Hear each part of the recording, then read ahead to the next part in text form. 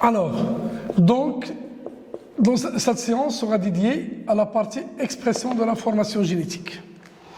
Alors, pour tout ce qui est expression de l'information génétique, c'est le dernier axe dans ce chapitre-là.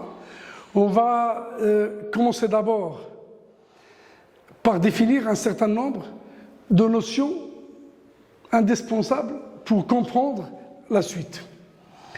D'abord, oui, l'information génétique, c'est elle qui détermine le caractère. Donc il y a la notion de mutation. C'est quoi la mutation? C'est tout changement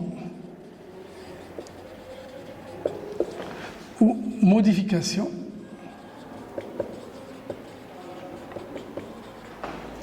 qui touche l'ADN. L'ADN, c'est le support de l'information génétique. Et on sait que c'est des nucléotides, donc il y a des bases azotées. C'est un changement qui va toucher ça.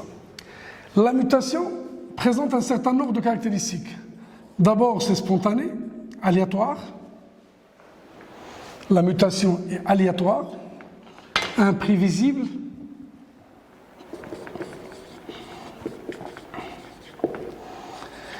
Elle est héréditaire, donc elle est transmise d'une génération de cellules à la génération suivante. Si une cellule est mutée, toutes les cellules qui vont en découler seront mutées. Et bien sûr, si ça touche des cellules germinales, elle va passer d'une génération d'individus à la génération suivante, c'est-à-dire vers la descendance. Donc c'est ce qu'on sous-entend par héréditaire. D'une génération de cellules à une génération de cellules, d'une génération d'individus à une autre génération d'individus, si la mutation touche les cellules germinales. La mutation, elle est rare, donc elle n'est pas fréquente. Quoi d'autre? Donc elle est réversible. Il peut y avoir une mutation qui peut changer un nucléotide A dans la base azotée A. Il peut y avoir une délétion. Il peut y avoir une autre mutation qui va réintégrer A, donc revenir à la situation de départ. Elle est indépendante, les mutations sont indépendantes. C'est-à-dire, le fait d'avoir une mutation indépendante, la mutation est indépendante, donc elle est indépendante des autres mutations. Une mutation ne peut pas exclure une autre. Donc ce sont les 5 caractéristiques d'une mutation. Les modalités de la mutation. Le mécanisme, mutation. Donc tout changement ou modification qui touche l'ADN. C'est quoi ce changement? Ça peut être une insertion, une délétion, c'est-à-dire la suppression, ou encore une substitution. Bien sûr, insertion de quoi, délétion de quoi, substitution de quoi? Un ou plusieurs nucléotides. Un ou plusieurs nucléotides.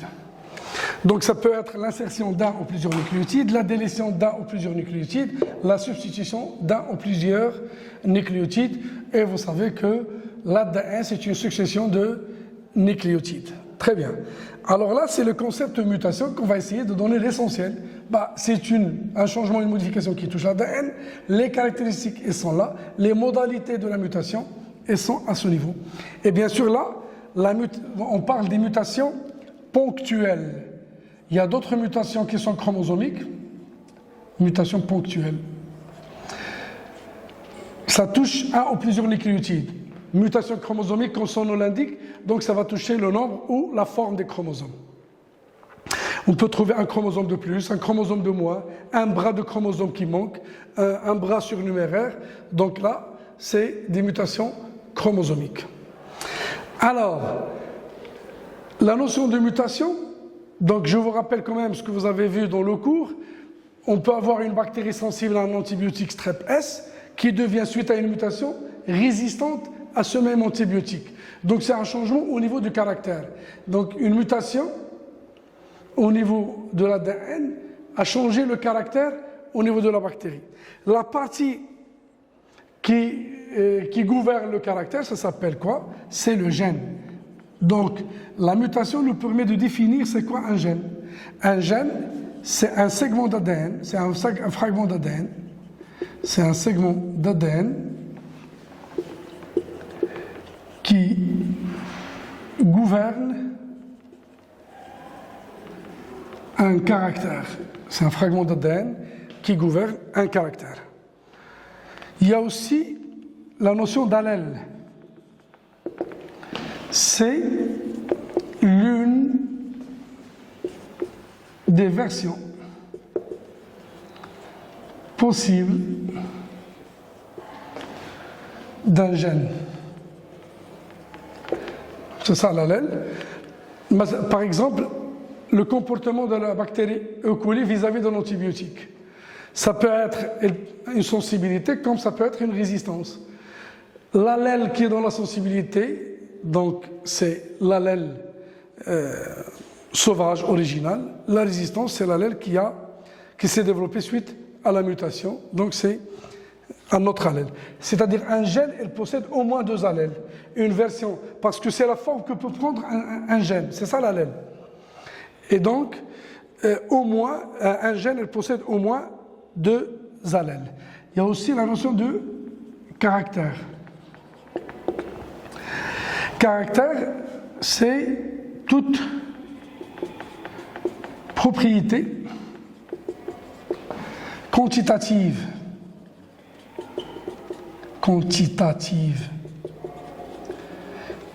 ou qualitative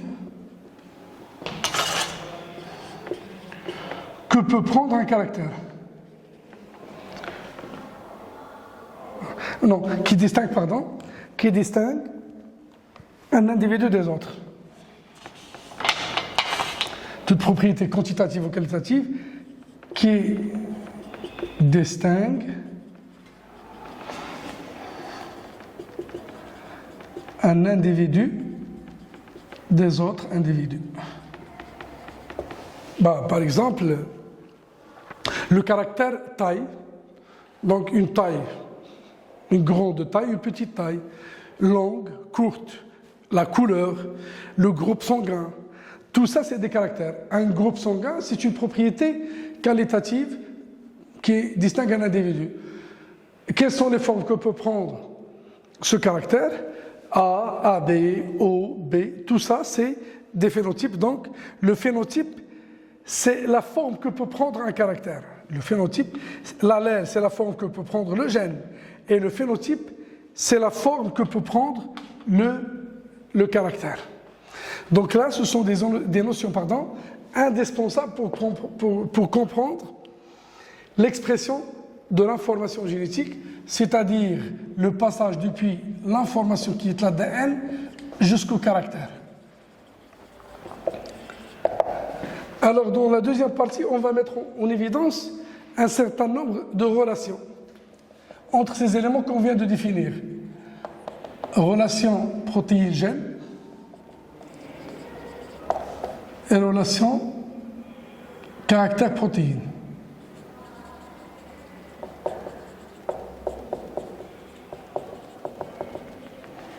Très bien. Alors, on vient de dire que le gène est responsable d'un caractère. Le gène, il est responsable, c'est un fragment d'ADN qui gouverne un caractère. Très bien.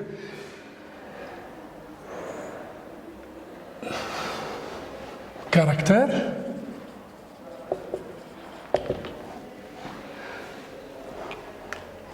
Si on prend l'exemple de la drépanocytose, l'anémie falciforme, donc il y a un gène qui gouverne ça. C'est le gène de l'hémoglobine. Le caractère, il y a deux formes au niveau de phénotype. Personne saine, et là, la personne anémique, drépanocytaire. C'est-à-dire qui souffre de l'anémie falciforme. Drépanocytaire. Donc, même le gène, il présente deux versions. il y a l'allèle sauvage, il y a l'allèle issu de la mutation, mutant ou muté. Donc le passage d'ici à là, c'est à cause d'une mutation. L'allèle sauvage, on va le noter l'allèle HBA, et l'allèle muté, c'est l'allèle HBS. Lorsque le gène a fait l'objet d'une mutation, l'allèle HBA devient un allèle HBS. Et la bactérie, et la personne qui était saine avec des globules rouges normales devient une personne qui souffre de l'anémie falciforme, c'est-à-dire avec tous les symptômes de l'anémie. Alors, quel est l'intermédiaire entre le gène et le caractère? Bien sûr, au milieu, on va trouver la protéine. Parce que dans le cours intégral, vous allez comparer les deux allèles, vous allez comparer les deux protéines, et vous allez vous rendre compte qu'il y a un changement au niveau de l'ADN implique un changement au niveau de la protéine. Très bien. Donc, même la protéine, elle se présente sous deux formes. Protéine HBA et la protéine HBS.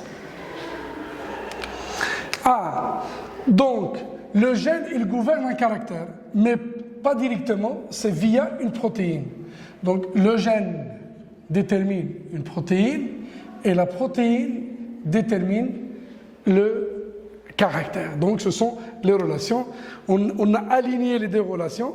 Les extrêmes, nous avons, c'est le gène, c'est la source, c'est le support, c'est l'information même. Le caractère, c'est la manifestation au niveau de l'individu, et l'intermédiaire, c'est la protéine. Le changement au niveau de l'ADN conduit à un changement au niveau de la protéine et donc un changement au niveau du caractère. Lorsque nous avons l'allèle HBA, la cellule va produire la protéine HBA. Les globules rouges vont être d'une forme simple et l'individu sera sain. Suite à une mutation, on a l'apparition de l'allèle HBS. Donc cette cellule va produire une autre protéine, dite la protéine HBS. Et l'individu, il aura des globules rouges en forme de croissant, et donc la personne va souffrir de l'anémie falciforme. Donc j'ai utilisé la même couleur. Donc un allèle, une protéine, un phénotype. Donc le phénotype, ce sont les formes que peut prendre un caractère. Les allèles, ce sont les formes que peut prendre un gène. Le gène, le gène responsable de la forme des globules rouges se présente sous forme d'un allèle sauvage HBA ou un allèle muté HBS. Ça dépend de l'allèle qu'on a, on aura une des deux protéines et donc on aura un phénotype bien donné. Donc le gène possède au moins deux formes et donc la protéine aura au moins deux formes et le caractère va se présenter sous deux phénotypes au moins. Très bien, donc ça c'est la relation gène-protéine et puis protéine-caractère. Alors, on va détailler cette relation-là, gène-protéine. Le gène, c'est l'ADN. Gène, protéine. Gène, c'est quoi? C'est l'ADN. Elle siège où? L'ADN. Ça a été vu, le premier axe, c'est au niveau du noyau. La production des protéines, ça se fait où? Ça se fait au niveau du cytoplasme.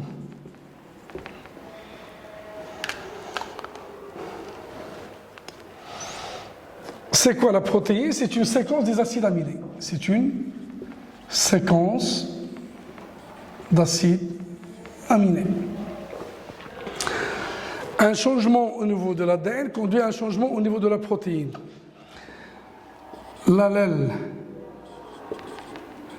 sauvage HBA devient allèle muté HBS,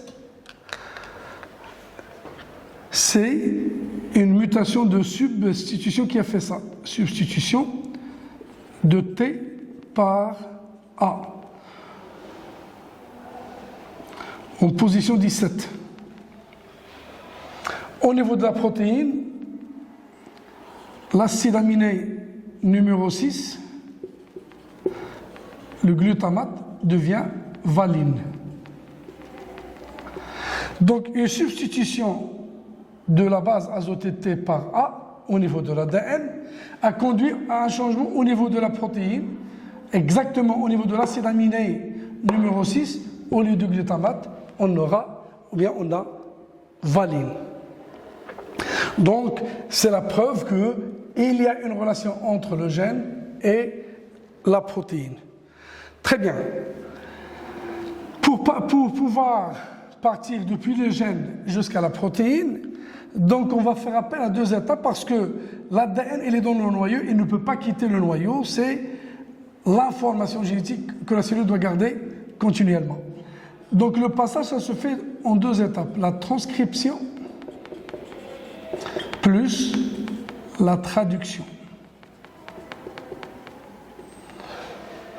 Donc pour partir d'un gène à une protéine, il faut passer par ces deux étapes, transcription et puis traduction. Alors, commençons par la première étape, la 1.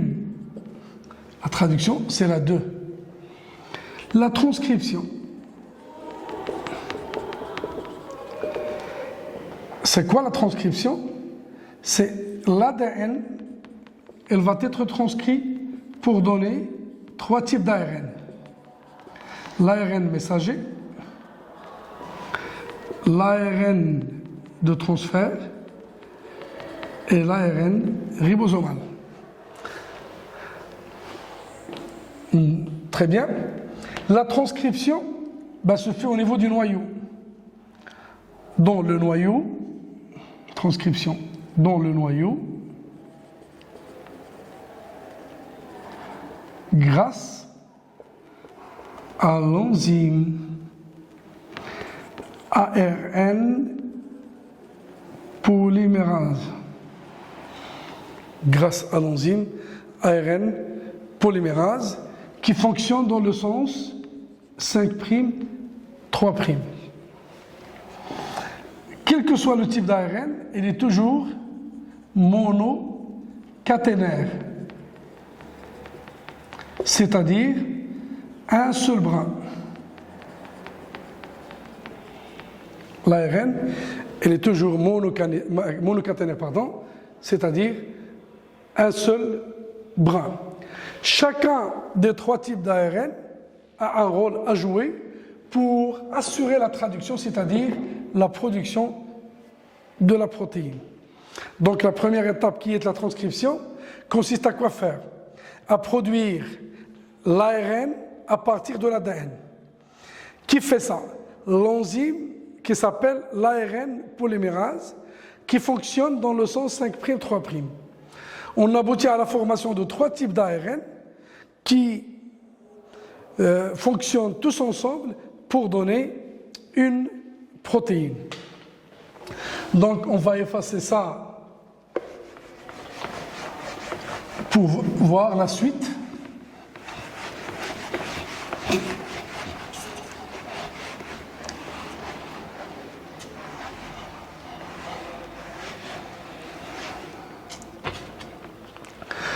Si on schématise une grande cellule avec un noyau,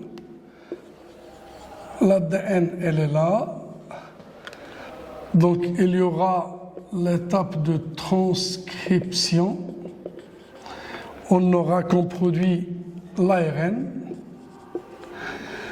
donc à travers les pores nucléaires, on a vu que la membrane nucléaire elle est percée, ces ARN elles vont quitter. Nous avons 3 types d'ARN. 3 types d'ARN. Il y a l'ARN messager, c'est-à-dire il porte le message. C'est quoi le message porté par l'ARN messager? C'est l'ARN qui détermine le nombre, l'ordre, la nature des acides aminés constituant la protéine.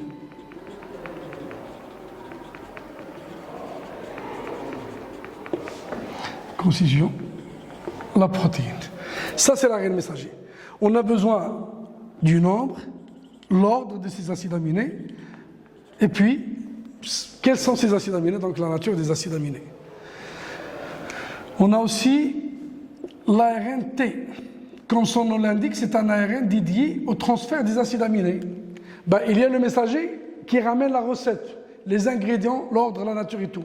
Mais il doit y avoir un autre ARN qui va ramener ces acides aminés. C'est un type d'ARN qui présente une structure un peu spéciale, en forme de feuille de trèfle. Ça, c'est l'ARN T. Et les monocatènes, c'est un simple bras, mais replié sur lui-même, se forme de tige boucle. Là, c'est le site de fixation de l'acide aminé. Là, par exemple, UAC, c'est l'anticodon. Bien sûr qu'il va reconnaître les codons de l'ARN messager, parce que l'ARN messager, il est reconnaissable par sa forme linéaire, bien sûr orientée 5', 3', par exemple AUG, UUU, ainsi de suite. Alors là, chaque triplet, ça constitue un codon. Et l'ARN T qui ramène l'acide aminé recherché, elle va le reconnaître grâce à son anticodon. Le troisième type d'ARN, c'est l'ARN R. C'est un ARN de très petite taille qui va s'associer avec des protéines pour donner les ribosomes. Un ribosome, c'est une grande sous-unité et une petite sous-unité. La grande sous-unité comporte un site A et un site P. Donc tout ça, c'est le ribosome, constitué d'ARN R et de protéines. Là, c'est la grande sous-unité, c'est la petite sous-unité. Et voilà, donc on a essayé de résumer. En gros, il y a la transcription qui se fait grâce à l'enzyme ARN polymérase. On obtient un ARN orienté dans le sens 5', 3', car l'enzyme fonctionne toujours dans le sens 5', 3'. Nous avons les trois types d'ARN. Donc on a dit que les trois vont intervenir pour assurer la deuxième étape, à savoir la traduction. Voilà. Donc, première étape, elle va nous fournir les trois types d'ARN. On va voir comment ils vont collaborer tous ensemble pour donner une protéine. Alors on va effacer cette partie-là pour entamer tout ce qui est traduction.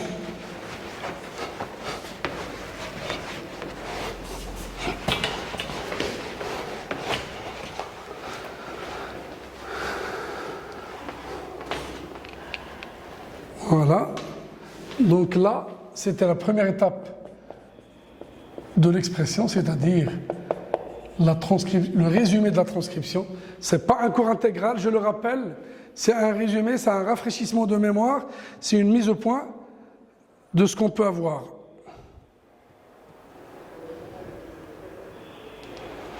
Alors,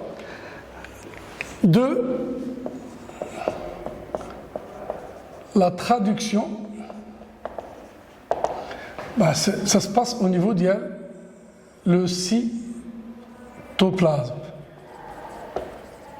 Les ARN, une fois produits, ils quittent le noyau pour partir dans le cytoplasme.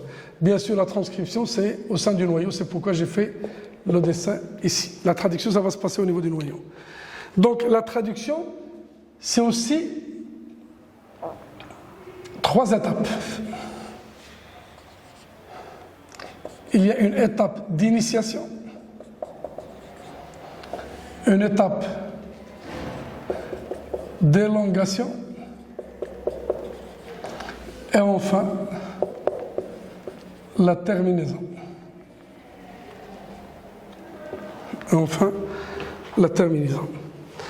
Alors, l'initiation. Pour bien résumer l'initiation, c'est 3 événements majeurs. Je schématise quand même un ARN messager, orienté 5', 3', le codon initiateur AUG. Ben oui, au niveau de la transcription, je rappelle quand même qu'au lieu de T, on aura U. Donc c'est pas comme l'ADN, c'est un changement. En plus, le désoxyribose, c'est un ribose. Au lieu de T, il y a U. Au lieu de 2 brins, il y a un seul brin. C'est la classique comparaison entre ADN et ARN. Par exemple, je mettrai ici un autre triplet. Je ne sais pas, ACC, ainsi de suite. C'est juste un exemple. Alors, le premier événement qui aura lieu, arrivée de la petite sous-unité du ribosome.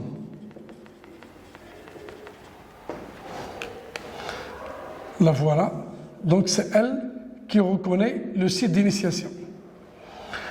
Deuxième événement. Arrivée de l'ARNT convenable qui va reconnaître le codon initiateur AUG grâce à la complémentarité des bases UAC, et donc on ramène l'acide aminé initiateur, la méthionine. C'est le deuxième événement. Donc arrivée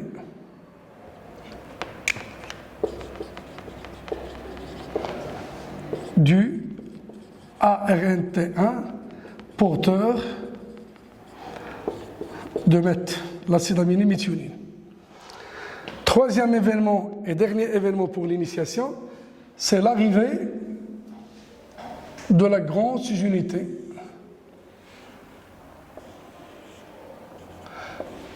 contre les sites A et P, et bien sûr occupation du site P pour permettre l'initiation. Donc il y a arrivée de la grande sous-unité et occupation de son site P. Le site A, elle reste vacant. Le site A reste vide, vacant. Là, c'est 3 événements majeurs qui caractérisent l'initiation. Alors, l'élongation. L'élongation, donc, le ribosome va se déplacer. Pour l'élongation, avant le déplacement, premier événement, arrivée de l'ARNT numéro 2 qui porte l'acide aminé numéro 2, qui va occuper le site A qui est toujours vide. Arrivée de l'ARNT2 porteur de AA2 qui occupe le site A. Alors, pour ne pas redessiner, je vais le mettre ici. L'ARNT2, elle est là, l'ARNT2. Elle ramène l'acide aminé numéro 2. Elle reconnaît le codon UUU grâce à son anticodon AAA. Ensuite, il faut former une liaison entre le premier acide aminé et le second. Donc, 2. Formation d'une liaison peptidique entre et AA2. Alors là, vous pouvez constater déjà que les deux sites sont occupés. Donc, pour assurer l'élongation, il faut que le ribosome puisse se déplacer. Donc, troisièmement, déplacement du ribosome par un triplet. Donc, le ribosome, il va se déplacer. Voilà. Je vais transformer le schéma qu'on vient de faire pour vous montrer le déplacement du ribosome. Alors, je suis en train de tricher. Voilà le ribosome. La petite unité aussi, elle a avancé. Ben, nous avons les autres triplets qui sont là.